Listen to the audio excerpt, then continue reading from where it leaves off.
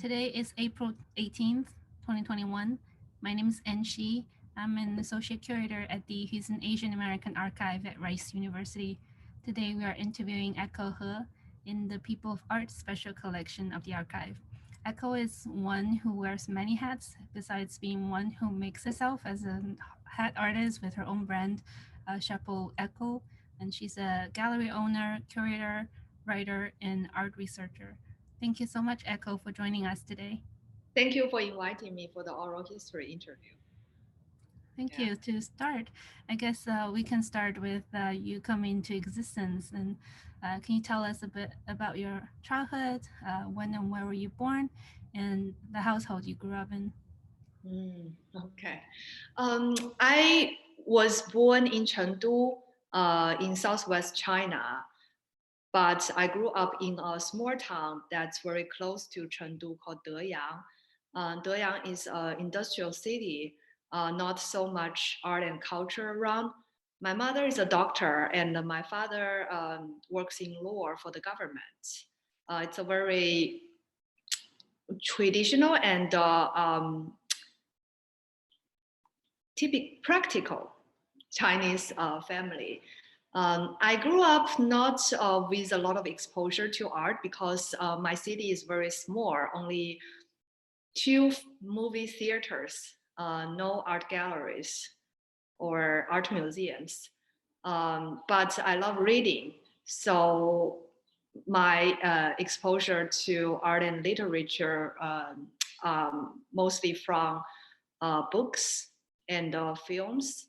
I love reading magazines. So when I was young, I hope one day I can be a writer and contribute to my favorite magazines. That's a start. Mm. Wow, that's wonderful. And what were some of the family values that your parents brought you up with? Um,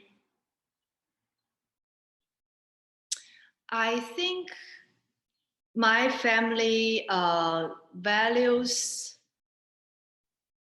persistence and treating others as you want to be treated. My parents are very humble and down to earth people. My mother actually was the vice president of the hospital, but I never feel that she has any power distance with her colleagues. I grew up in the hospital. Um, my mom would my mom worked very hard. She often take night shift, so she need to sleep in the hospital about every twice a week. And then I would sleep together with her in the hospital. Um, that's a very lovely experience for me, uh, but also sometimes scary. So lovely in a way that I, growing up, I see hospital not a place for sickness and suffering, but as a place for community and for friendship, because I'm friends with all the nurses and doctors, and they would ask me about my study and my new writings. Even when I was young, like little, they would ask me like, "What did you write in the Chinese class?" And the scary in a way is still because living in a hospital, there are a lot of weird things can happen. Like I would had nightmares standing in the empty ground in front of the body burial room and couldn't wake up. So that's some of the early spiritual experience I had in the hospital. That's something very special to me.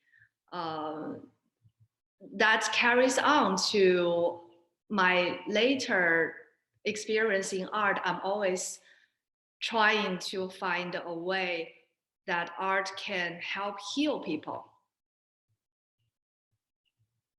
and connect. Did you draw yourself when you were young? I I started Chinese painting for 6 years since I was 6. So my parents try to, like other parents, try to develop some personal interest for the kids. So they ask me, what do you want to learn? Piano or dance or sports? And somehow I'm very fascinated by the painting brush, the brush paints, the Chinese brush Maobi. So I went to a small class of Chinese painting, and the training was very um, disciplined and doctrinated in some way. For instance, we were asked to, the first class was to draw a penguin, and the second class was to draw a panda. So basically, for 4 or 5 years, all of the practice is to copy someone's. So there's no this real creativity side. But I still very enjoy it because it's basically all my weekends need to go to that class, and I can't go to the playground with other kids. But I still enjoy it because I like the feeling to touch the paint and the brush and make something into life, to create something that belongs to that's in my mind, and see that comes into reality. So that carries on later. When I go to middle school, the study gets very busy, so I stopped going to the art class in the weekend. And I stopped painting for a long time until the third year in college. I I was really pursuing a business career at that time, so most of my time was spent in finding internship in international corporations and the business competition, and I felt a little bit lost. Then in the third year of the college, I finally got exam. I entered the graduate school of Peking University uh, without examination because I was the first in my class. So it's Baosong. So I finally can relax a little bit and think what I really want to do with my life. And I want to paint again. So I took a painting class in Peking University with Mr. Li Aiguo, and I continued to paint from then. Later, I got a scholarship to Europe. I decided to take a half of the gap year from that. So I still took some of the classes at University of Amsterdam, but most of the times I carry my painting board and travel in different countries and paint on the street, paint the Chinese round fence. So that became a turning point. Later, I finally decided to quit my career in business world and devote myself fully in art. Wow, that's amazing experience. I'm also wondering when, as you were describing your experience of sleeping over at a hospital, and that art has come into your life as a way of healing, Mm. and it, it's almost spiritual. Can you describe how this journey and this trajectory of art, like what has it been for you in this encounter from an early age? Mm. So I grew up, as I said, I grew up in a very small town, so really very limited exposure to art and literature. So all my art reading are from magazines. That was in about 1993 and 1990 to 1993 to 1995. So you can imagine how limited China was at that time. But the hospitals office has a subscription to some of the more visual-like magazines. So I would go through those magazines and to look at those pictures. And I really like those. So I would, later I subscribed to a newspaper called 中国少年报, the Chinese Youth Daily, and a magazine called 中华少年, Chinese Youth. And I have this clipping book of all the illustrations and articles I like. And I would save them. So those add colors to my somehow boring childhood. Even in the hospital, I can get some fun out of it. So from that time, I find that, oh, it's actually very interesting, like how people can get like something delightful in a very repetitive and boring environment. And later, when I become a curator and become a writer, I always want to think from another way, because I didn't grow up in an artist family or with art. I always start to think like, how would the normal people perceive art, and how art can be presented in environments and in people who never really saw art, like they never have art as their daily life. Yeah, and now I always think, oh, it would be great if there are some artworks in the hospital. So when people enter a place that's normally scary and you want to avoid, if you see some delightful things, maybe that make you feel good. Yeah, there's definitely a lot of power in art that we should still discover or yet to discover. And I'm very curious, like how spirituality has been for you. Like, did your parents bring you up with any spirituality? No.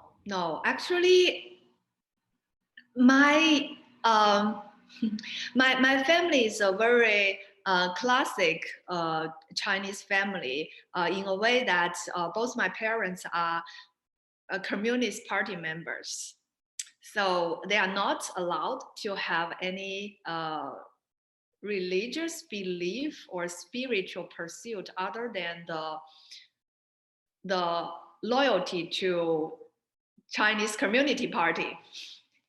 So I this is kind of a forbidden topic in my family about spirituality. But somehow, even when I was about 10 years old, I started to become very interested in this invisible world. So I would pray before sleep to different gods, like Buddhists and Jesus and any invisible force I know from books and the different spirituality pursuits, and try to communicate with them. And this is like I have to do it secretly myself in my private space. And I always believe that every like this world is comprised with visible things and invisible forces, and the invisible forces can be brought up to be seen by different ways, and art is one way to bring the invisible things into visible sphere. And that spiritual pursuit was a little bit buried when I started hard in middle school and high school, and also enter college. That side of me was hidden and kind of buried, right? In the practical world, and especially in the business world, I can't reveal this side of me. But when I was 24 years old, that was right after I came back from Europe. After that nomadic life for half a year, I got depressed when I tried to return back to this journey in business school and pursue a happy life with a successful career and family. I was depressed by this idea and tried to figure out a way out of it, but don't know how. At that time, I was fortunate enough to meet with some people who was able to really develop in the spirituality, like develop a lot in the spirituality. And I started to learn through meditation and practice to connect with this internal self and live in a way that follows intuition beyond logic.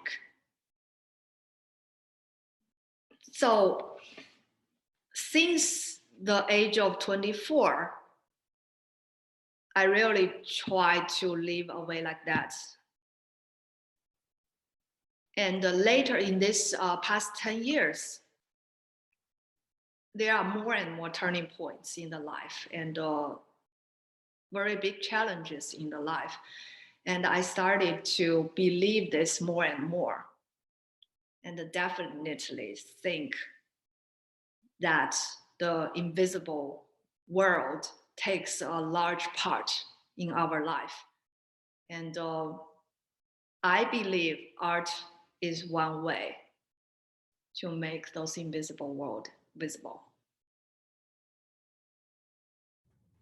Wow, that's really a really refreshing idea that art as a bridge between the visible and the invisible. Um, and I'm wondering how it has kind of shaped your journey with art. How Mm. this notion of like art, well, was that one of the motivation for you to pursue art?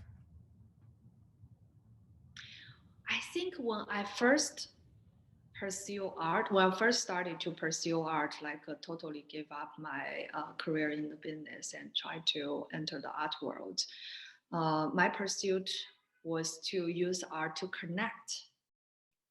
So I think this world is becoming more and more aloof, although we are more connected with smartphone and with different social media platform, but people tend to be even more aloof by the convenience of technology. We spend so much time on the phone, but we become very fast and lost this slow and in-depth communication with individuals. So at that time, I feel like art, I want to do art because art, the language of art is so deep. So when people see art, it's already communicate with the work and with the space and with the artist, and even two people who never know each other when they stand in front of a work and think someone, strangers can share their thoughts and imaginations freely in front of art. So that's what I thought art can do. And I still think that it's one of the greatest power that art can connect people rather than separating people. Um, and as I continue to live in a way of art, I think I also started to care about art as a way to, as a healing of sufferings, physical sufferings, as well as mental as well as this mental and psychological sufferings. And the even beyond the healing, that's further pursuit of spirituality, that's not only a job of the artist, but also everyone can be able to see this larger world through the way of art and other forms. But of course, my pursuit would be in art. So I would say through art, this is something everyone would be able to feel and pursue. Mm. Mm. Wow, that's really amazing to share. Um, and I'm wondering, to recap a little bit, we mentioned you went into a degree in Peking University for business, in fact, an MBA. Can you describe, yeah, like kind of going back, your going through your education experience? I didn't get an MBA, so it's a master of business management and a bachelor of business management, but it's not MBA. It's more like an academic direction, although in business school. So so high school, I was a very good student, although I skipped quite a lot of classes. But I still was able to get a very high score in college entrance examination. I was number 5 in Sichuan province.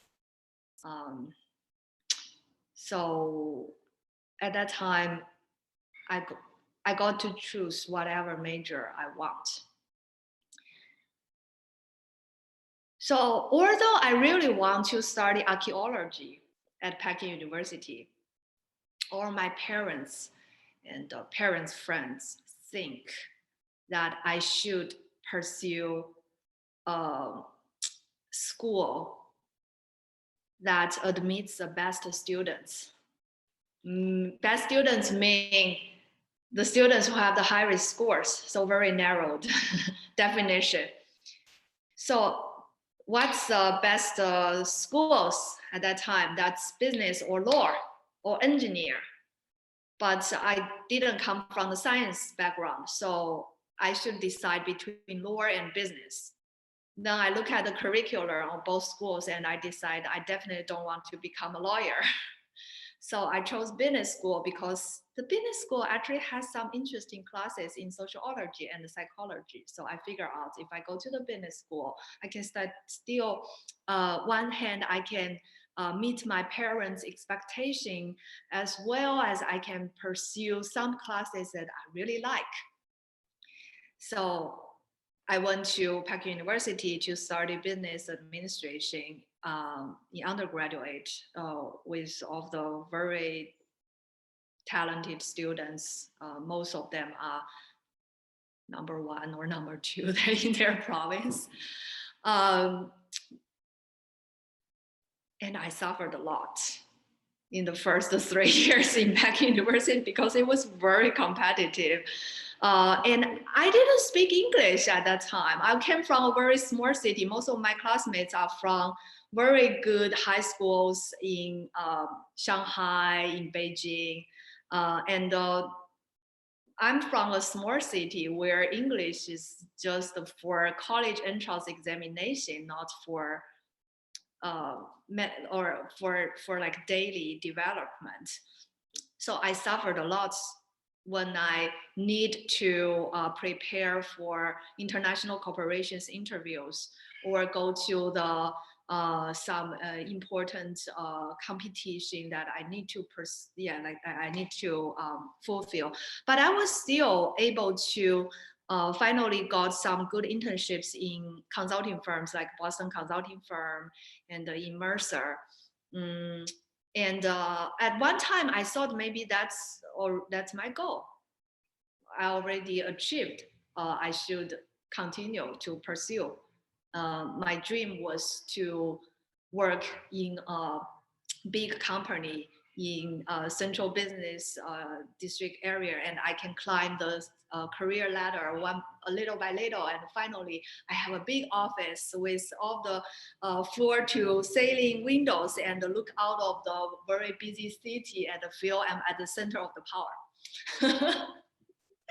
That was my imagination when I took the bus, which is 1.5 hours from Peking University to Boston consulting firm. I need to take that bus every day to the internship.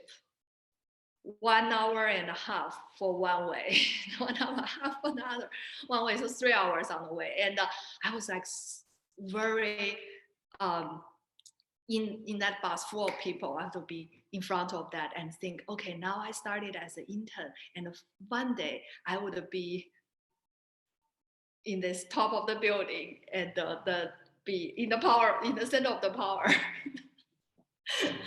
But I feel very disoriented after I choose one goal after another goal. Like, oh, I got this internship, and then I won the first place of SK business competition, and then went to Seoul for 7 days trip, and like all of this very fancy business world thing. I should be very happy, but I feel so lost. So I started to think, what's wrong here? And maybe I'm taking other people's goal as my own goal. So fortunately, at that time, I didn't need to make a career choice immediately because, as I said earlier, I got into the graduate school without examination. So I have some more 2 years to explore what I really want. So I thought, okay, maybe I just feel lost in the business world because I don't want money. I want to pursue some deeper interest. Maybe I would suit for the academia world. So that master program is actually called an international PhD program. So I was in a PhD track. If I want, I can pursue a career as, okay, publish papers and then enter the academia world and came to US to pursue a PhD in organizational behavior. So that's some of the goals of my classmates, and my professor had a very high expectation on me for that because I was also very good at that side. Still, I have this feeling like something is lost. I still don't feel happy.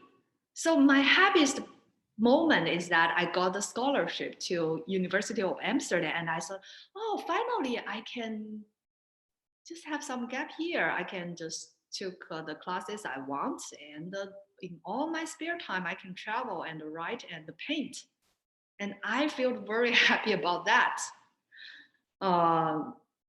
Yeah, so somehow the business school, I don't regret taking that, but I'm very, very happy that I come out of it and chose something else. Yeah, that's great to hear that you don't regret it. But do you see anything that you learned during that period that became helpful later? It's very helpful. So the business school taught me a lot of things. Among them, I think 3 things that become very valuable in my later life and work, right? So the first thing is communication. I remember that in the business school, there is one class called leadership. So in leadership class, I learned that 70% for a high executive in a company, 70% time is devoted into communication. So that idea is implanted in my mind that communication is so important.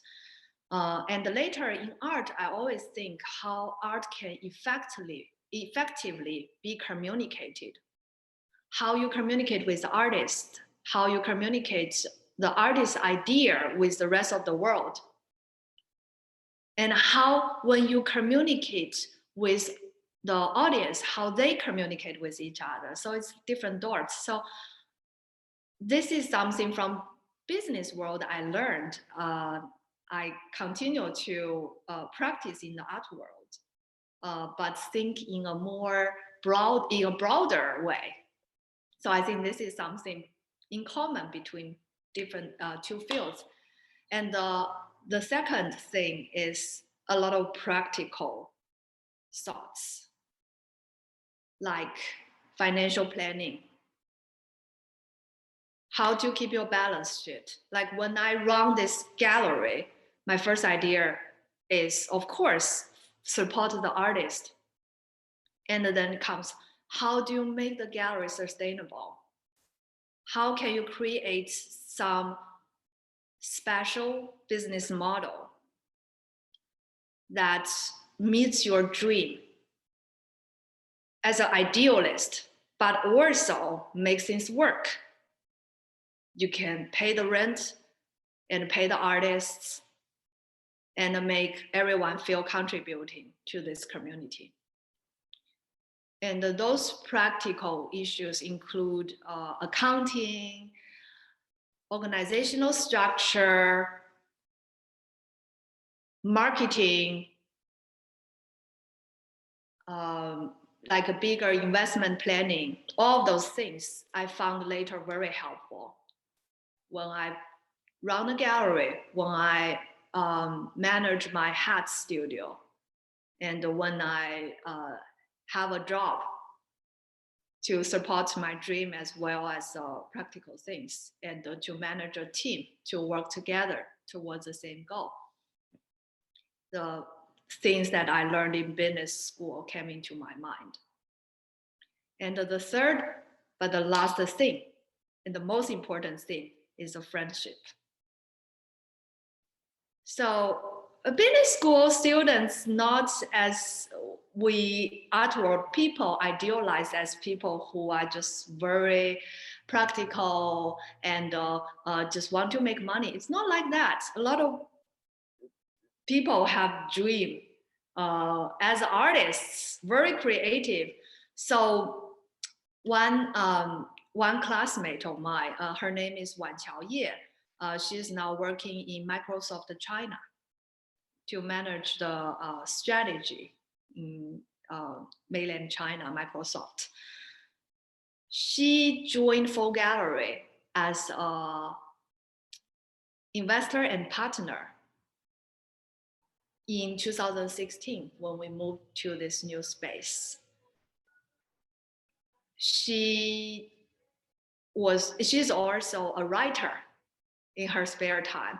So we continue this friendship even after school and after so many years, after 10 years. And the art reconnects with us. And also we become integrated part of each other's life through this gallery and through art. And so many professors and classmates I met in the business school still connect with each other. And some become our collectors. And some become like introducing some artists to the gallery. And some, when they came to New York, they would definitely come to visit for gallery. So it's this lasting friendship that values the most. Mm. Yeah, I felt like we should start talking about Full Gallery sometime soon. But before I do that, can you talk about what that turning point was or that trigger was for you to drop the business academic career entirely? So that trigger point was after I came back from Amsterdam, from Europe. Before I thought it was a gap year, half year, right? And I should be back to my original track to finish my school in business and then just find a job in consulting firm, or came to US to pursue a PhD in business management. But I was not motivated by either choice. I want something else. And I know it's art, but I don't know how to realize that shift. So I met someone very special, as I mentioned earlier, someone who has achieved very highly in the spiritual pursuit. That's a lady whose name is Celine. She's from Taiwan. And she used to be a flight attendant. She came from a very affluent family. And she became a flight attendant when she was young. That was a very admiring job in Taiwan. So she traveled a lot, and one day on the flight, she started to hear voice. And then she became very confused. Of course, she thought she had mental problems. But one thing after another, she started to meditate and really practice to learn about to live with this voice. And then she started to guide people using her ability. So I met her at my most miserable time. I saw some therapists, and like I continued to see therapists, and I even took medicine for my depression, because I got really depressed at that time. But they didn't help cure. And then I was introduced to Celine by my grandmother's cousin.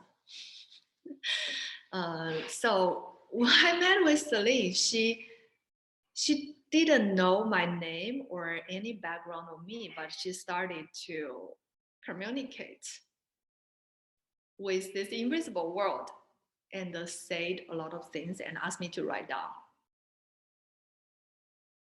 And almost everything becomes true in the later 10 years in my life. I still remember the first thing she said to me. She said, "You have two legs, and they are working towards two directions. One leg of you wants to make money, and the other leg of you wants to do what you really want to do. You can't continue this way. You'll be depressed." But you know I'm depressed. And the other things she said also include, like, you came from one of your original energies with this creative world.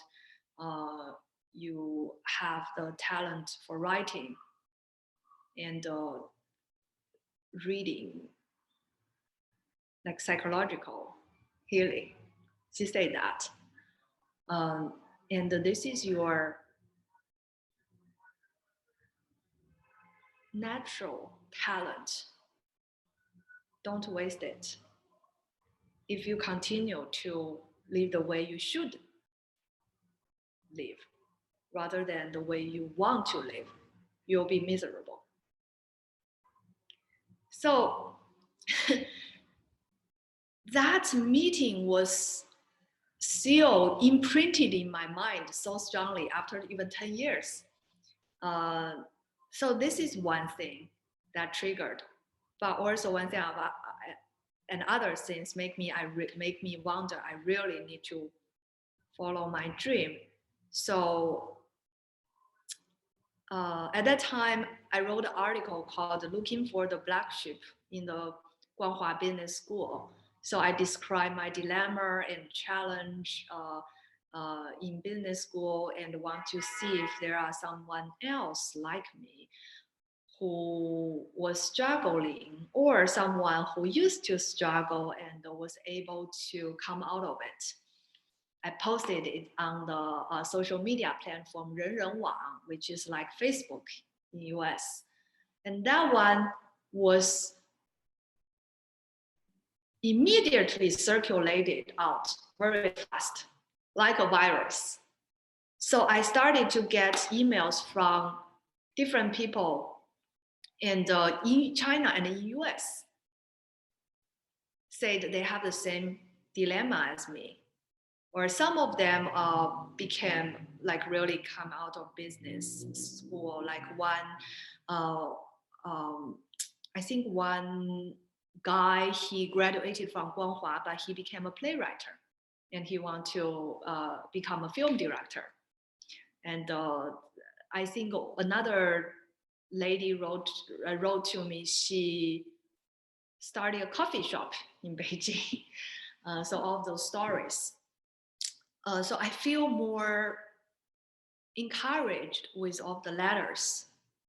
And there's a boy who started in US voluntarily, said he want to build a website out of this project and get the permission of people who wrote and then publish their stories through the website. So we built a website called the Homo Black Ship at that time, and talk to everyone, and with their permission would share some of the stories out, and started to organize some gatherings in different parts of Beijing.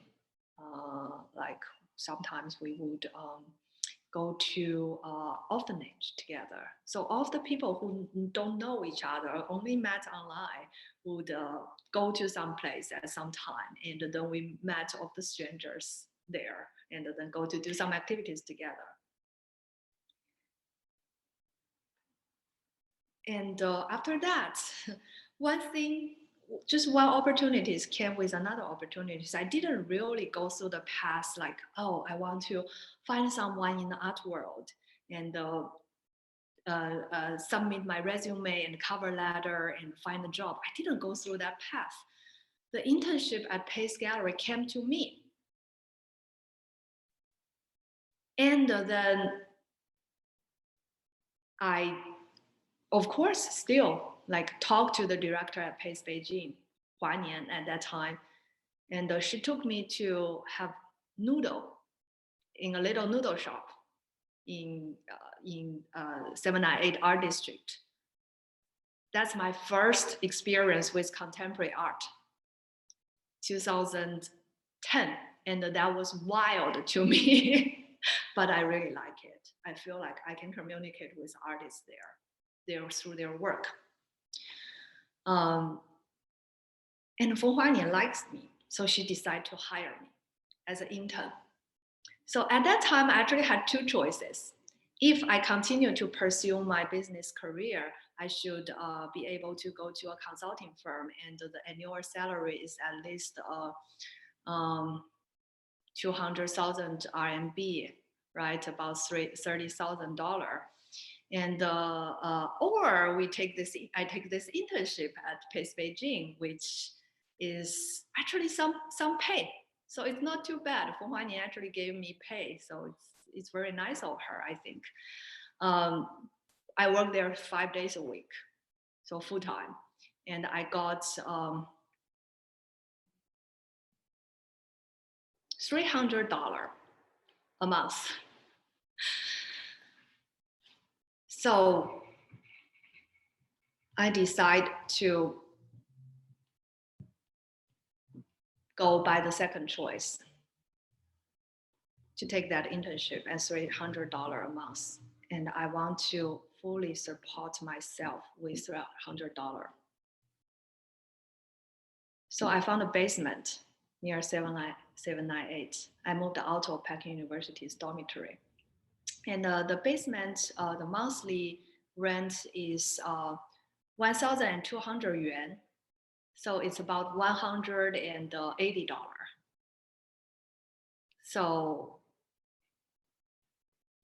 I use I $180 pay the rent, and the rest of $120 to support my living fees. So I lived in Beijing for 1 year like that. In this way, I showed to my parents that This is not a joke. It's not just something fun I want to pursue. I'm ready to endure the hardship in order to pursue my dream in the art. I'm serious.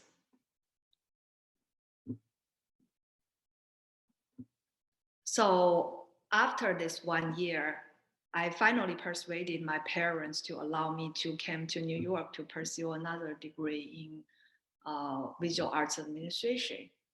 And then I was able to continue to work at Pace till today. And also, when I was out of NYU, I founded Feng Gallery because at that time I feel a lot of Chinese artists don't have a space to showcase their artworks. So Feng Gallery was founded with the initial mission to support the young generation Chinese contemporary artists who didn't have a place to showcase their works. But after 7 years, our mission gradually developed, and now we have a wider range of international artists and continue to run as a spiritual habitat that pursue the harmony between human world and earth. This is what's written in the mission statement. And we want to do different activities, visual art and performing art and different things to make it a vibrant community. Could you share with us the full statement, the full mission statement of Feng Gallery? Yeah, that's so we changed this during COVID time. So now our mission statement reads like this. Founded in 2013, Feng is an innovative organic art community located in a historic New York brownstone. Fundamentally believing that art is a way of life, Feng Gallery is dedicated to promoting the creative talents and projects of our time. Feng began with a basic recognition that contemporary art and culture must address critical real-life challenges faced by our society through holistic, sustainable, and spiritual practices. Feng represents an alternative to the commercial model of mainstream galleries and serve as a habitat that nurtures a harmonious relationship between the earth and ourselves. Wow, that's beautiful. And you definitely brought in that idea of art and nature, which is so prevalent in the Chinese painting and the classics of Chinese literature as well.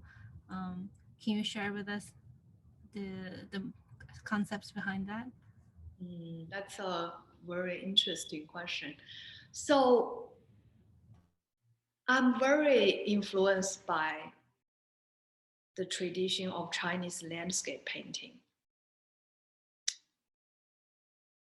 I started Chinese painting for many years growing up, as I mentioned earlier. But at that time, the practice was mainly skill rather than the uh, philosophical and aesthetic.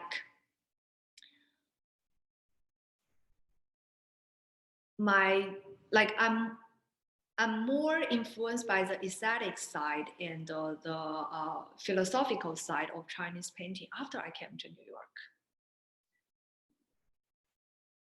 I took a class at New York University in the Institute of Fine Arts with Jonathan Hay about the methodology to appreciate and study Chinese painting. And that class really broadened my view on the Chinese painting. And I spent a lot of time to go to Metropolitan Museum, Chinese Gallery, to read and analyze those paintings. So that class was a great education for me, and that museum definitely. So I also started to write about Chinese art history at that time. Of course, it's more like news articles, like reviews of exhibitions in Freer Art Gallery and in Metropolitan Museum of Art.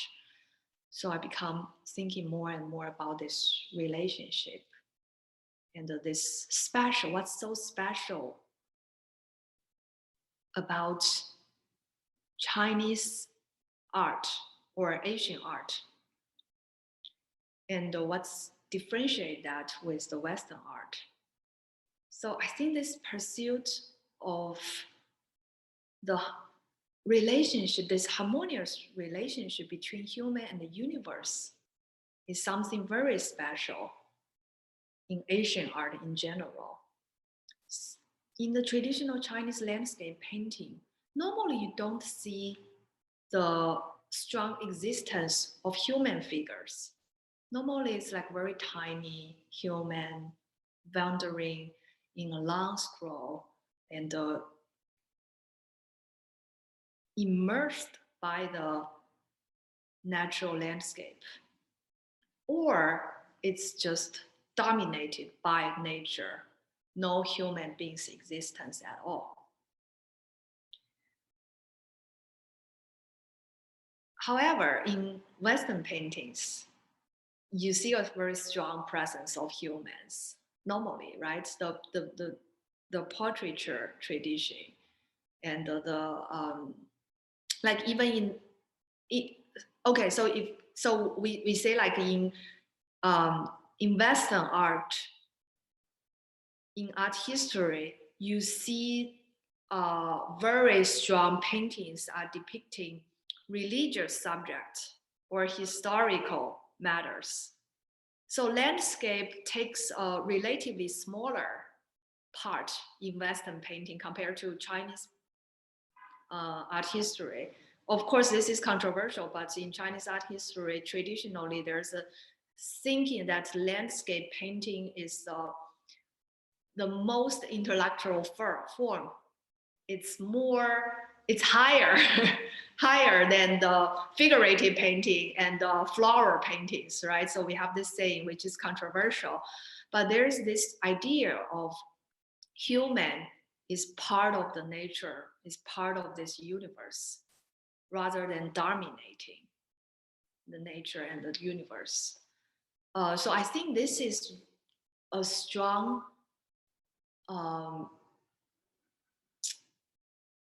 ideology or philosophy of me. I think we are, as human, we are part of this larger universe. And the artwork and everything in space, they are here for a short time. The universe has been here for a much longer time than our bodies. So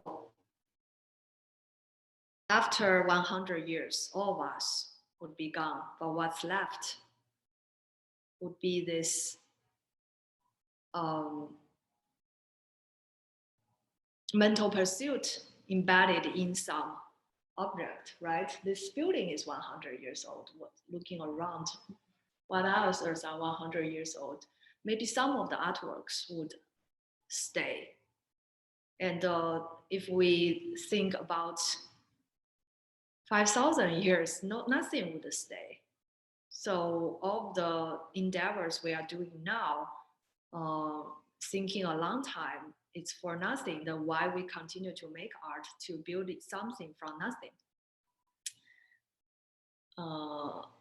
And if we have this idea, this vanity, would we still be creative? Some questions I continue to ask.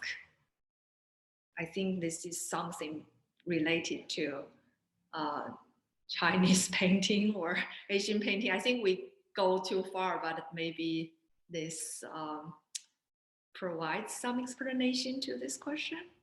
Yeah, totally. And I also want to point out from my personal experience with Folk Gallery, the artists and the art in the space are like definitely has a strong connection to the environment, to nature, than to like a specific individual body, which is how I felt that, Mm.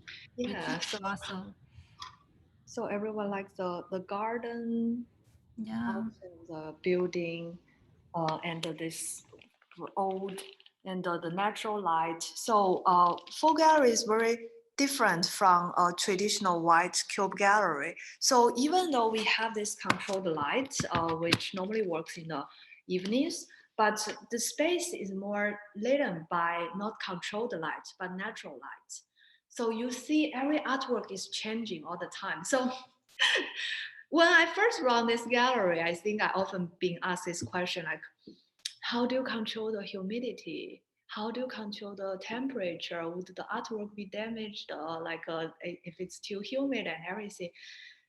And I was thinking like how to explain this. And how many years I said, you know what? We really didn't really control the temperature and the humidity. We just live here as artwork. If we protect ourselves and human beings can survive in this environment, the artwork should be too. So if they change, it's part of nature. You age, the artwork would age too. yeah, that's totally true. Time is such a strong and powerful element in all aspects. And Mm. can you talk about how you named Folk Gallery? Mm. So, 否画廊, the name 否,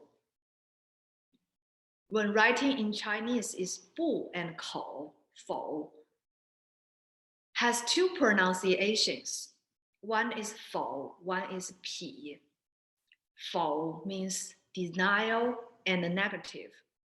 皮 is one of the symbol from the 64 symbols in the Book of Change, 易经, which is used for uh, prediction of future and the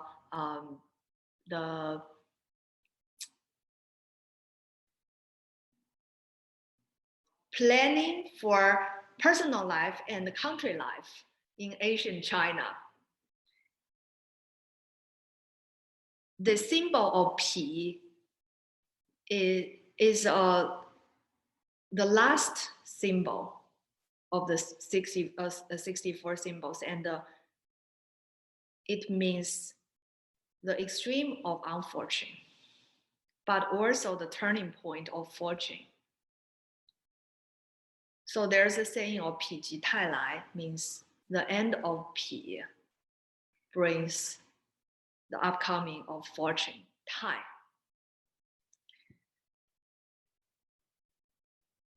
So first I came up with this name Fo because when I first started this gallery, I want to make a gallery which is differentiate from the traditional commercial white cube galleries. I want to call it 不是画廊, not a gallery.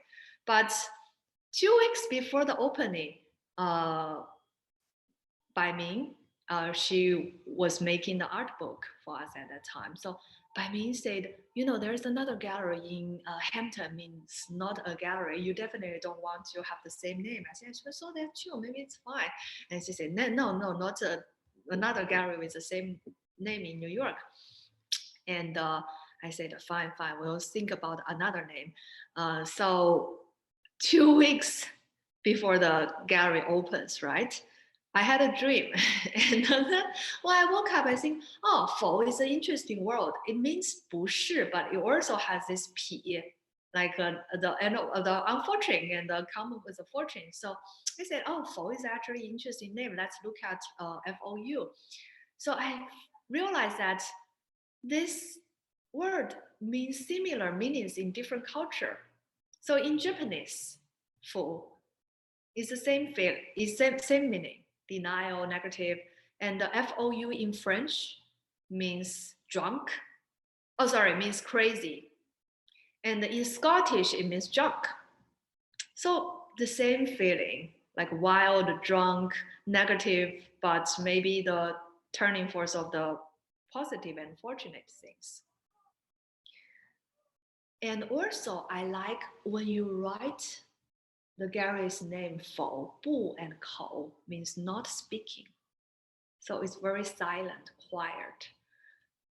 So since the very beginning of this gallery, uh, we self-founded this gallery, right? So me and Jia Xiyang, at that time she was co-founder of the gallery, but she quit later.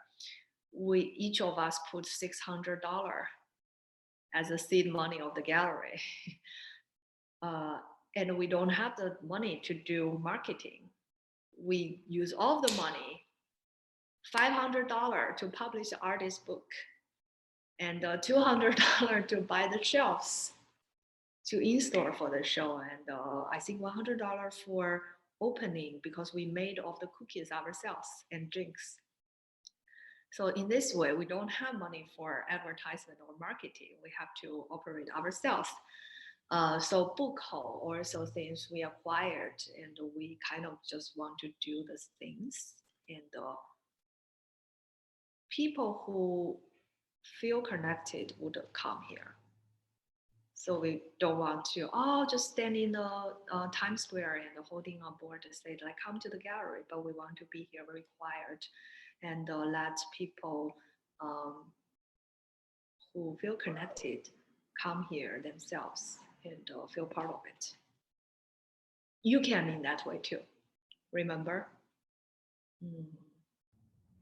Yeah, and I totally feel the vibe in the artwork, as well as the your vision and strategy with the gallery. And as one of the only gallery that showcases Chinese contemporary artists, although you do have a roster of artists that are of all countries and all ethnicities, um, you showcase younger artists, and many of them are millennials, which can be a risky choice. Can you speak a little bit about that? Yeah. So financially, it's not a good idea to show young artists because they are not recognized and they are not very mature to make a lot of decisions. But they also have this blood and this strong energy to create something special. Some people like to plant flowers when the flowers already grow into bigger things, or take the flowers from some other pots and put in the backyard. But I and other people in the folk community, we love to plant things from the seeds. So it's true that maybe young people, the artists and us are immature in some way. But this immature also brings this wild creativity that's not shaped or constrained by the mainstream ideas. So it becomes a laboratory for us to communicate and to create together. After 7 years, I think it's more this way of running becomes more mature and structured, and all of our artists grow up. They first they so like Ren Qianyang, when we did her first show, she graduated from school about 2 or 3 years. But now she's assistant professor at State University of New York, Oswego. Like our other artist, Meng Du, when she did her first show, she was just graduated from Rochester Institute of Technology and became a fellow. Like she got a part-time teaching position there, and soon she went back to China. But she continued to live as an artist and continue to create. And now she got a lot of museum shows, and she got a big follower in China for her glass making and for her artwork.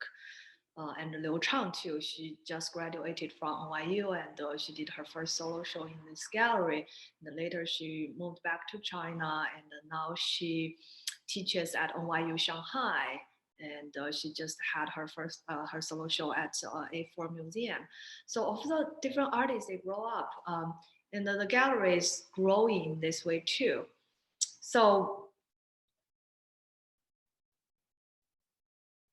it's we hope to continue this creative force to support art, not thinking too much about making a big money.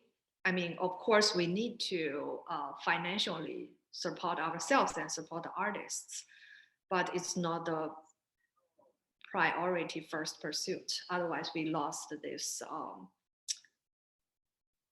spiritual pursuit of this gallery. Yeah, it's amazing, and that also shows how unique Folk Gallery is. Can you talk a little bit about the strategy, or how Folk Gallery differ from the other commercial gallery models? So traditionally, galleries represents artists, and this can be very exclusive and very competitive. And galleries try to make the artist famous, so you spend a lot of money to send the artists to art fairs, to this high powerful network, and you spend a lot of money for dinners, for networking with museum curators, this kind of thing, in order to bring up the level of your artists. So we want, and somehow the collectors are a very selective group of people who are in a small circle, and they want to support the artists, and they see other people collecting this artist, and they think, oh, maybe I should too, because this artist has investment value. So it's gradually become that art has investment value, then we collect this art. And when collectors come to the space, they don't say, oh, this work is beautiful. They think, oh, this artist would grow. And by growing, they mean growing financially. Would their work become more expensive in the future? So this is how traditional gallery works. Folk gallery,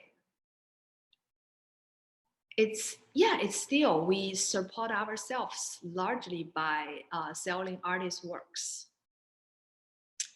But we also diversify the income source before by hosting a lot of events, and by the shop, Folk Gallery shop, which is more like a design, one of its kind artworks by artists. And we want to make art more accessible rather than exclusive. So we always work in a way to create an environment that's very intimate and friendly, rather than a white cube gallery that builds on status and fame and this feeling of class. Like only certain people would be able to collect work.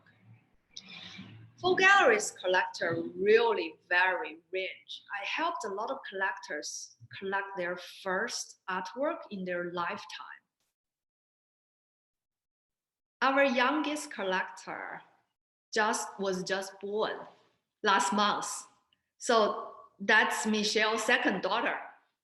Michelle first got to know our gallery because she works with Folk Shop. She's a ceramic artist. And she makes those beautiful ripple plates and the teacups and everything. And And she, when her first son was born, she brought her son to Folk Gallery and saw Liu Chang's exhibition.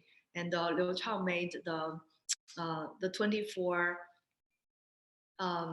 solar terms, 24节气, with computer-generated algorithm and images. One image, 霜降, the frost coming. So one solar term happens to be made the same day as Michelle's son was born. So she collected that piece for her son. So that's her son's first artwork collection. And her son was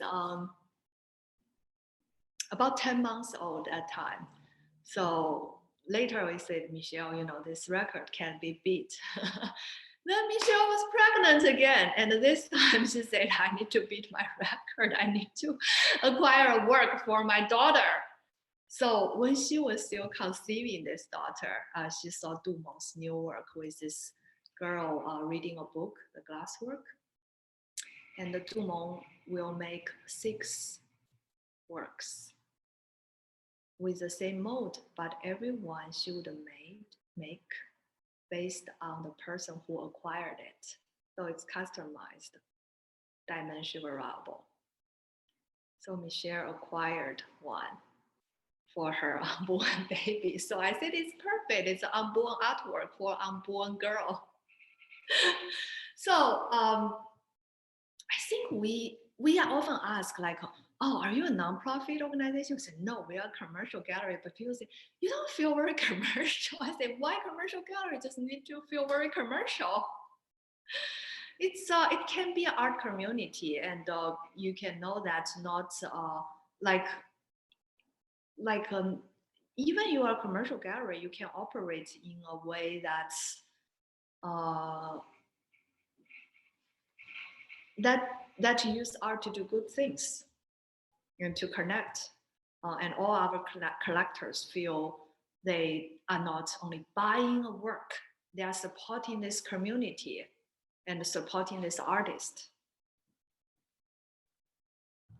Wow, that's exciting to hear. You're nurturing collectors as well as artists. Yeah. And so, can you also share some of the inspiring encounters with artists?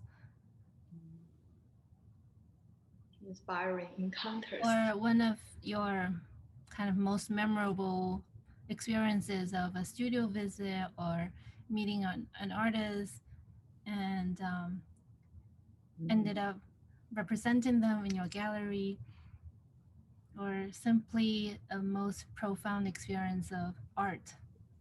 Oh wow, every experience with artist studio are very exciting. But I would share one story. Okay, so well, because we are now in Renqian's show, why don't I just share my story with Renqian? So I got to know Renqian in 2014 when first run Folk Gallery, and Renqian was introduced by Shui Meng. She's in visual design, artistic director. And she's the artistic director of Things, the underwear brand. And Shui Meng just introduced Ren Qian to visit Folk Gallery. She was a student at Syracuse University, and she came to New York and want to find a community. So she came to our 2014, yes, she came to our old space near Barclay Center, and we exchanged contact. But not frequently meet because she lived in upstate New York for most of the time. Later, she started to make this functional ceramics, like those bowls. And she posted on her social media. And I really like them. So I said, oh, Renqian, can I buy 2 bowls from you? And I collected 2 bowls from Renqian. And later, when started to do the full shop, so it's more for collectible artworks that can be used for daily life. That's a concept of full shop. I invited Ren Qian to join. So her brand Ren Studio, which focuses on this functional works. And Renqian joined. So we are able to help her sell those bowls and the teacups, very beautiful works. And everyone is unique. So see, this teacup is made by Renqian too. And I continue to follow her career for sure. So when she first came to the gallery, she already showed me some of her large installation works, and I was very impressed by her thoughts about her attention to this micro universe, like internal world, as well as this sociological side. So her observation of psychology and sociology in the use of language of ceramic and painting to express it, and also her deeper thoughts about this yin and yang philosophy, I think it's very special. She brings into some new contact to the sphere of ceramic as a Chinese artist. This is some thinking, I think, very special about Chinese artists or Asian artists, this yin and yang, this philosophical understanding. So I talked to Renqian about having a show in Feng Gallery. And we decided to do a show called Complementary Color.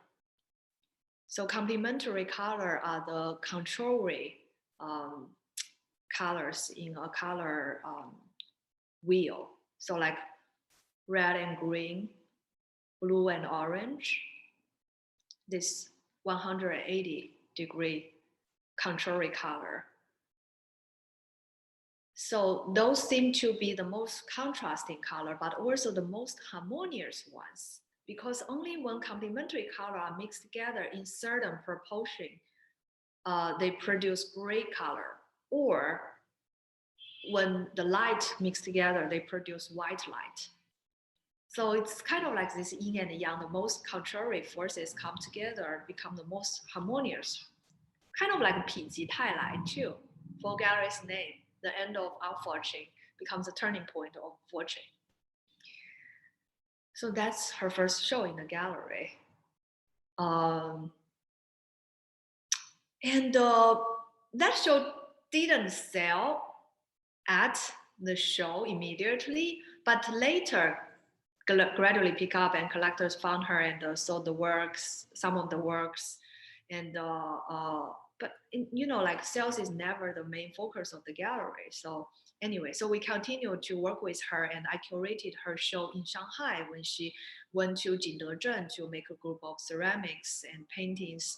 And she did a show in Sichuan Art Museum in Jingdezhen, and later I curated a show in Shipyard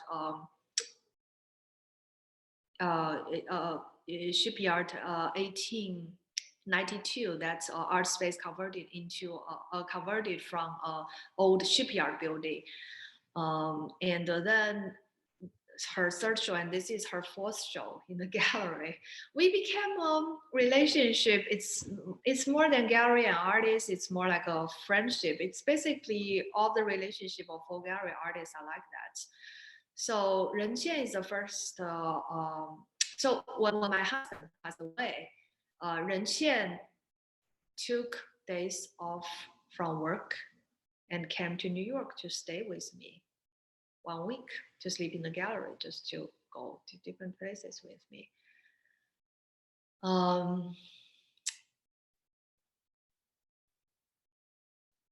And yeah, we would share a lot of like personal journeys and life with each other. So it's not a simple business relationship with the artists. If it's business relationship, then it ends when you don't have business. But with the relationship as friends, it lasts, because you don't maintain your friends because you want to make something out of it. So we witness each other's growth. Like Renqian's every boyfriend I know, and my personal journey, Renqian would definitely be part of it. Yeah, it's every artist is like that, very special. Thank And you. actually, Ren Qian, also something very special about Ren Qian is I put it on my will when I passed away. And if Ren Qian survives beyond me, Ren Qian would use my ash to make some ceramics. Wow, that's really unique, and it definitely speaks to the material that we all come from ashes and return to ashes in a way. So, where do you see Folk Gallery heading to in the future? So currently, we continue to do exhibitions and projects that expand different mediums. So after this show, after Ren Qian show, it would be Wei Jia's second show, and this show would be we would collaborate with Chambers Fine Arts to present the show. So definitely you'll see more and more collaborations with different galleries in the future. I think this is the way to go. We don't compete with each other, but collaborate together to represent the artists, bring the artists to more audience.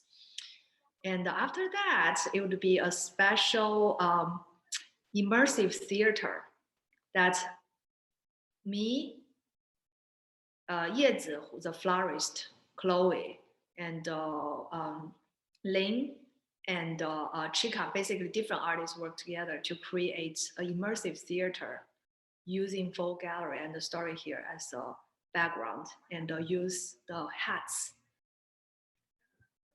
to tell to bring the audience into a healing journey weaved by dreams. So each hat would represent a dream, and the audience would follow a dancer to enter her daily life and dreams and go through this whole space and experience this journey. And after that would be the Siyuan's show. So one thing after another. I see it continue to conceive more and more creative projects. And I see Folk Gallery expanding, but continue this mission. So we'll see how the future would unveil itself. This year we got more partners joining the gallery too. So now we have 8 partners. And our youngest shareholders are twins, 12 years old twins. Wow, definitely really diverse, and your key focus is nurturing the younger generation. Yeah. And next, I'm curious. So, like currently, especially last year and extended to this year, we have been seeing art being really kind of blended and fused into our daily lives. And this idea of the socially engaged art, that art is a weapon or a way to a language to express opinions, sometimes very political opinions in this category. Has Folk Gallery been doing anything that is related to that like category? So I really think art should be part of the social changes, but I don't see art as a weapon, but I see art as a shovel or like something to build, a hammer to help build something. So I don't like to distract or compete. I want to be able to construct something.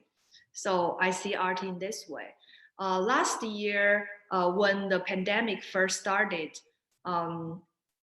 Folk Gallery helped fund a nonprofit organization, Art in Touch, which first started to organize donation of PPEs to hospitals and healthcare workers, and later started to help the underserved community. And recently, our project becomes how to think using art as a way to for disaster relief. So we are trying to work with restaurants, connect artists with restaurants, and create mural or like visual presentation in different ways to help restoring the economy. So one project today, Lin actually went to Junzi Kitchen. Junzi Kitchen is this Chinese restaurants chain in New York and New Haven. Um, that aims to bring the like a casual fast food Chinese food culture into the daily life. So Junzi is run by a group of creative people in the diversified background, so they always welcome the ideas. So as you know, we all of us have experienced this racism and anti-Asian hate, the Asian hate in US, and the Junzi wants to create. So we want to work with artist Tan Siyuan to create murals using the Junzi kitchens, different locations, walls, construction walls, and those paintings speak about um, this the buyers towards Asian community and help bring some more awareness in this way, and also have this statement in a like daily setting, because restaurants people would go more than galleries, right? So using this very visual expression way to help Junzi, to help the artists as presenting a voice. And another project we are doing is to bring American artist and Mongoose to work with Cafe China.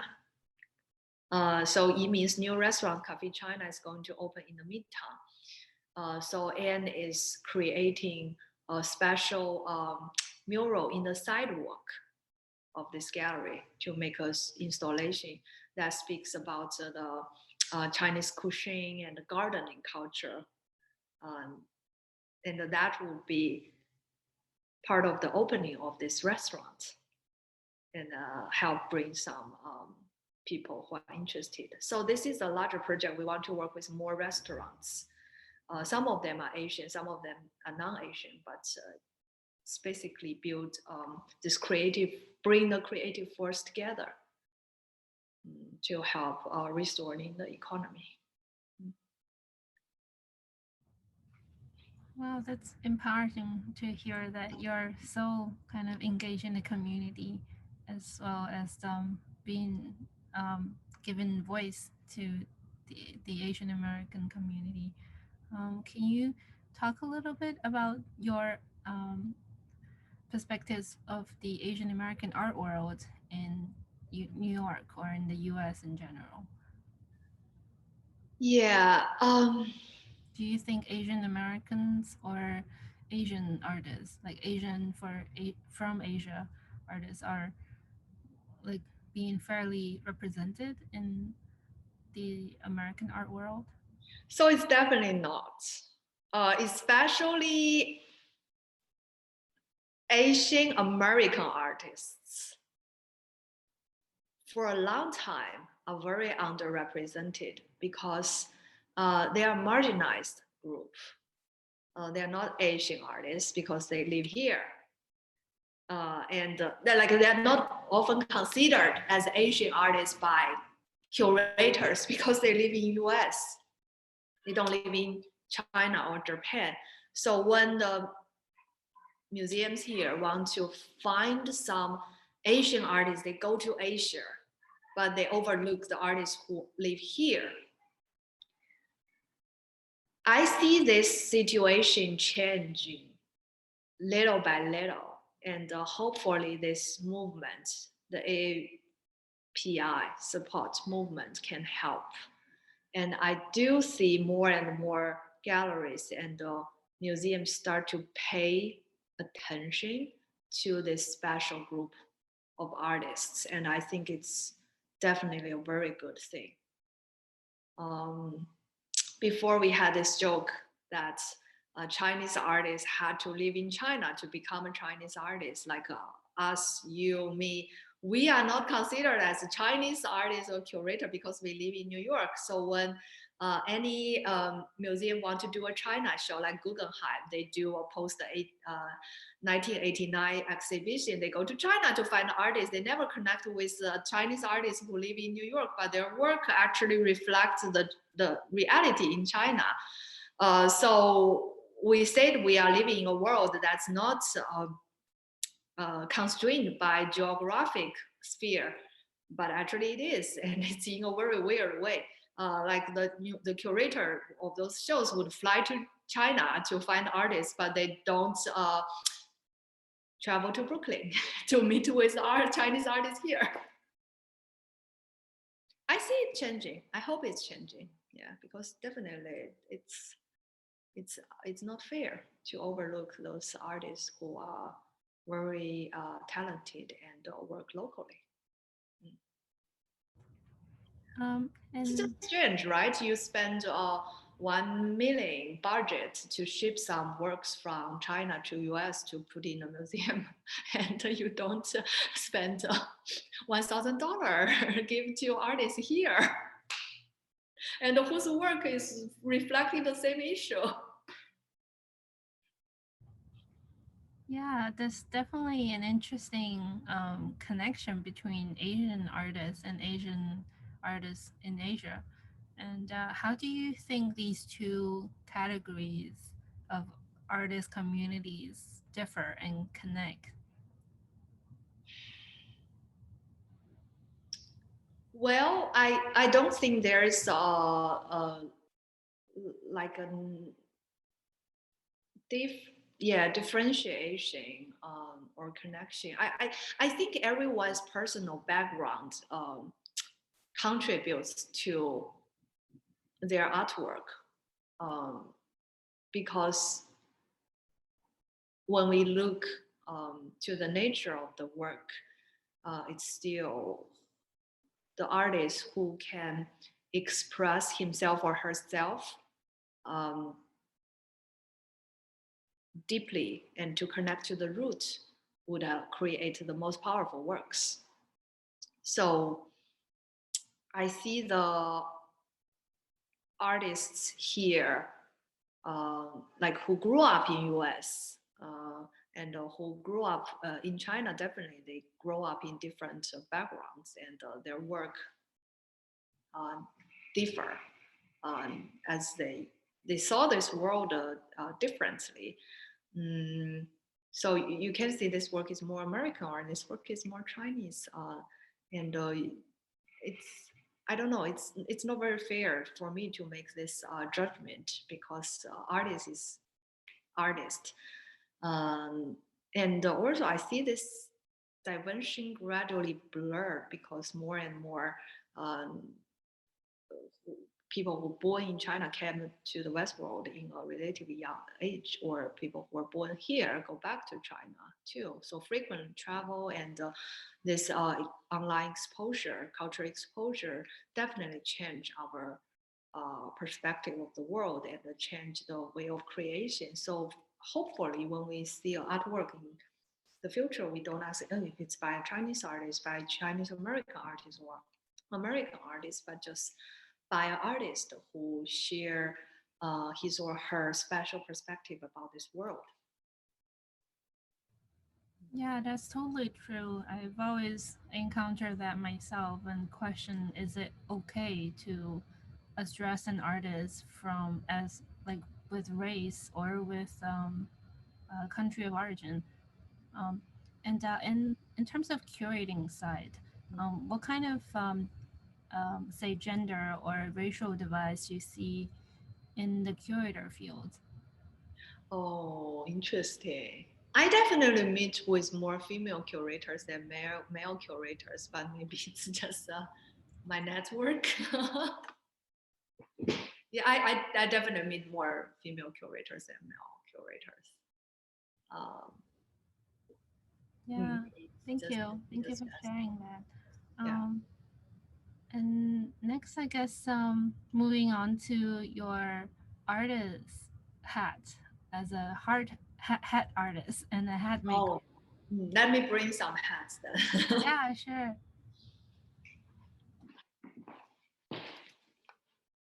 so, so, and you would recognize this.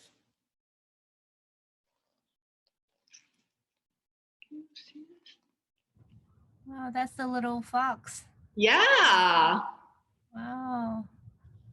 Yeah, you haven't shared a story about the little fox yet and how it connects with the full gallery. That's a very complicated story. I don't know if we should talk about it here. Okay, for next time. Yeah, so these are the fascinators. Yeah. I always totally adore the story of the little fox, and um, it's such a surreal, and I feel like the way that it connects with your spirituality, Mm. and yeah, maybe in the future you can even do a show, a very site specific one in the full gallery. This hat show this show with these fascinators, the immersive theater. Mm, That's actually a lot about this space and the story behind this. And you inspire me. I definitely need to put the dream with the fox in one hat because every hat is about a dream. So this one is that, hey, yeah, this one should be that dream. Yeah, the fox dream. Mm. great. And as an artist yourself, what inspires you? Besides, you talked about dream. You can also talk a little bit more about that, and what else inspires you. Mm. Okay, so the way I see dream is, I think dream is very interesting because the experience of sleep and dream is so similar to death. I still think death is one of the most amazing experience that human being can have. So we are very scary about death and we don't want to talk about it in our culture. But that's inevitable to everyone. And also, everyone who experienced death won't be able, who definitely like finish that dying, right, won't be able to share this experience with people who still alive. You would see a lot of near-death experience, but those people who had this amazing description of what they experienced, but people who really go through the other world, they won't be able to come back and share the story. So it becomes this unique experience for anyone. Never repeat. How amazing it is. No artwork can compete with this one.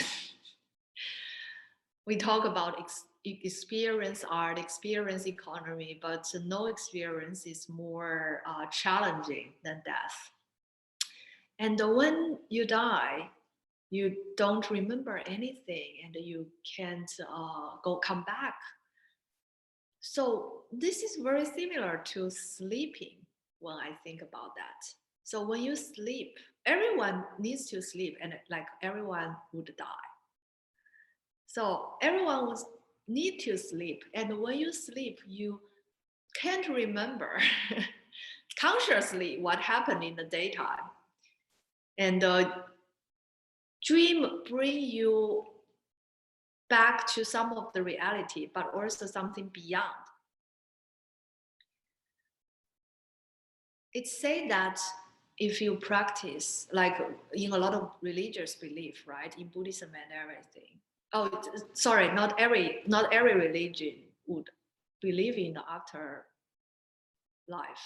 I think actually every religion is about afterlife. I think, but I don't know everything, so I can't make that judgment. But in general, a lot of religions talk about afterlife. So, for instance, in Buddhism, it's said that a very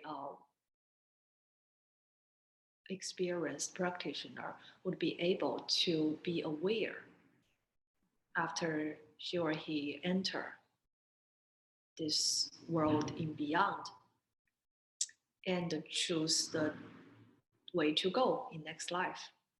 Similarly, a very good practitioner would be aware in the dream that the dream is a dream and you wake up in the dream.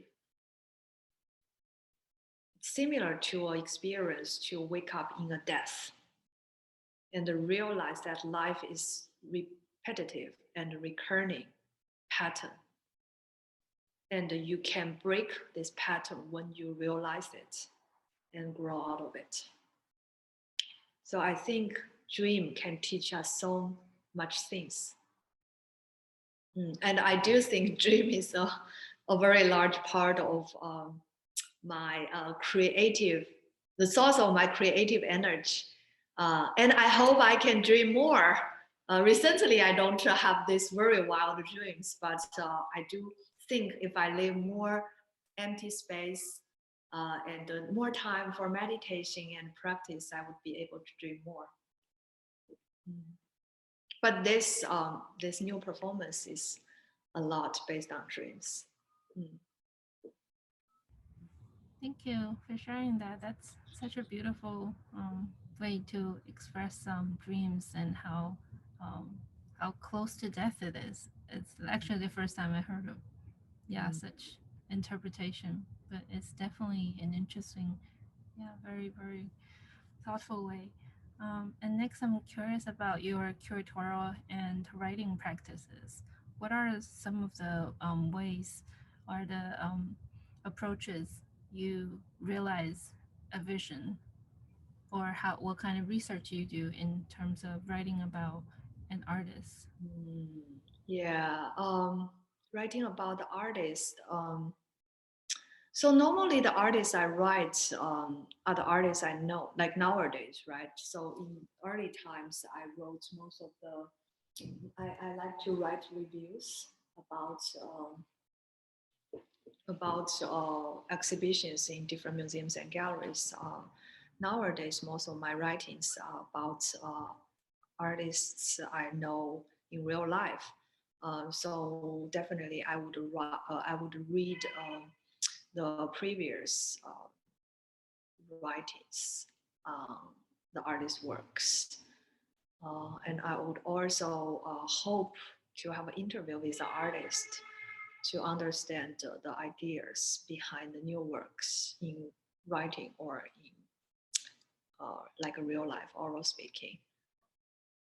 Then definitely the best way is to become friend with the artist and really visit the studio and in the daily life and just exchange ideas um, about work and about life and what's the inspiration of the work because in the end the artist's inspiration is from everywhere um, from the book, the music, the performance, but also from cooking, from gardening, from his or her daughter, from a bird you randomly see out of the window.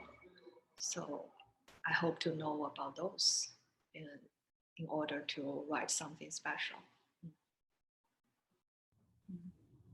Yeah, but for some other more um, writings for museum exhibitions and gallery exhibitions, that's a different story because of those artists I won't be able to know personally. So my source of information would be based on secondary hand literatures and archival materials for sure. Oral history is a very important source to look at when you write about some more uh, like who older artists and even artists who passed away. It becomes some in-hand materials to research. Yeah, definitely. We welcome you to use our archive in your research process as Oh, well. yeah, we use a lot. Yeah. And next, I'm curious, who are some of the mentors or the people who have influenced your trajectory in life or in your artistic career? You did mention the person in Beijing, Pace Beijing, who had spotted your talent. And were there any other people that you would like to share with us your stories with them? Yeah. And the current president of Pace Asia, Len Ling, he's a very special person for me too. So Feng Huanian, the director at Pace Beijing, she already left Pace, and she's now in Beijing. She became a mother, and she continued to write about art, so doing art writing and criticism. Len Ling still continues to run his own gallery, Beijing Huanian, as well as become president of Pace Asia.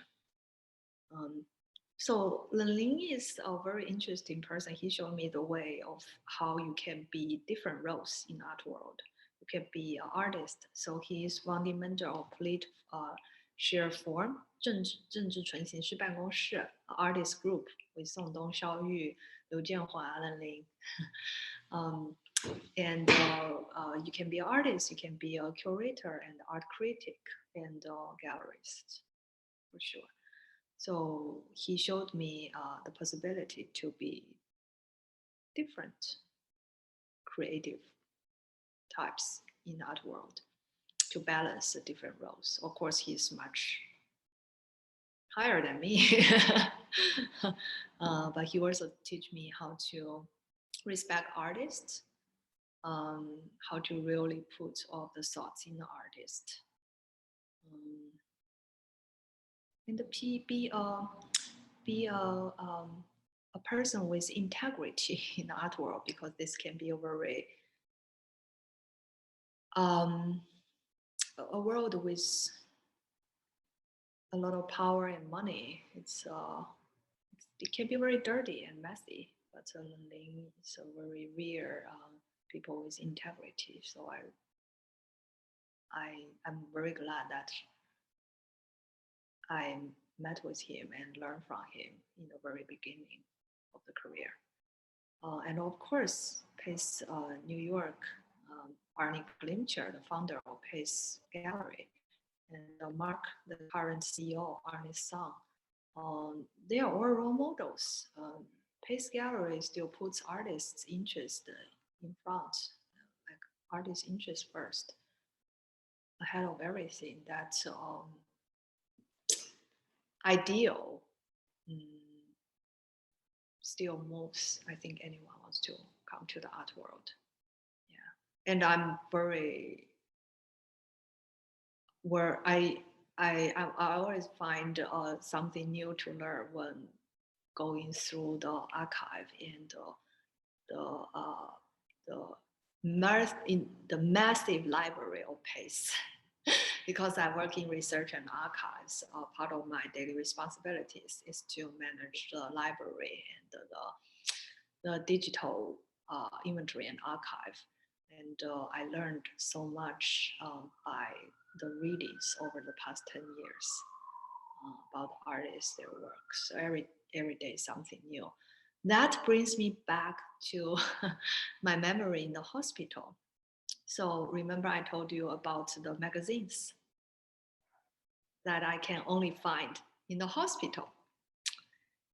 At that time, I think I was 7 or 8. I was going through the magazines. I thought, oh, lucky if there is a job, it's just to read all the magazines and articles. And then later, when I started to work in the library, I think it's kind of similar to that. So, some of the work can be very repetitive and more like a factory. You become a daily pattern, you become a little bit bored by that. But once I get bored, I flash back to that childhood memory in the hospital and say to myself, see, you are actually very lucky. You are doing something you dreamed to do when you were a little girl. Wow, that I felt like that perfectly closed the loop as we are approaching the end of the interview. Yeah. Oh, that's right. Yeah. Interesting. Is there any like final words and any like we also invite all our interviewees to do a time capsule with us as a message for the future. Uh, Oh, would you like to leave a time capsule with us? you know what? I actually did a lot of time capsule curating in the gallery. So when Du Meng had her second solo show in Full Gallery, it's called Embers. And this exhibition showed a group of works called letters. So the work is combining mirrors and glass. So each work is a piece of glass combined with mirrors and has a sentence of greeting like, um, how are you? Hello, it has been a long time. I wish everything is fine with you. So there are 9 letters and hanging there. So every day you see the sun comes and gradually moved and moving from one sentence to another sentence. So I came up with the idea to have a letter stand below this work. So when visitors come to the show, they can sit down and write a letter to oneself or someone close to them 10 years later or 10 years before. And then use this wax seal to close the letter, and you can choose to bring with you or leave it in the gallery. So I did see a lot of people, several people, including me, right? I wrote to Eugene, my husband who passed away. And there's another girl, I think she wrote a letter to her grandfather. So this writing can go across time is always part of my thinking. I think it's very magical when you open a letter many years ago and discover this hidden information there. This is a way how human can finally live with time. Not saying encounter or like a conquering time, right? You finally can live back and say, oh wow, I experienced so much of the time. So I love the idea of time capsule. Also for the now we have a wish tree in the gallery's kitchen. So there is a cherry branch that was a leftover cherry branch from a Ikebana workshop from the gallery, and I don't want to get rid of it. So I keep the cherry branches for a long time. Of the flowers come off, and I say, oh, you know what? Why don't we put something on top of it? So I started to put the little jewelries that I make hat pieces on them, and then I think, oh, there should be some origami. So I started to invite people who come to the gallery to make a wish after meditation and then tie their wishes to the tree. So it gradually start to grow and have more and more origami on the tree and become a wish tree. And this, I would say, like someday if we keep it and after 5 or 10 years, the same people come and recognize a wish 10 years ago, what would he or she think? And would these wishes change and would these wishes stay? So I love this idea of using art or writing as a time capsule. Mm.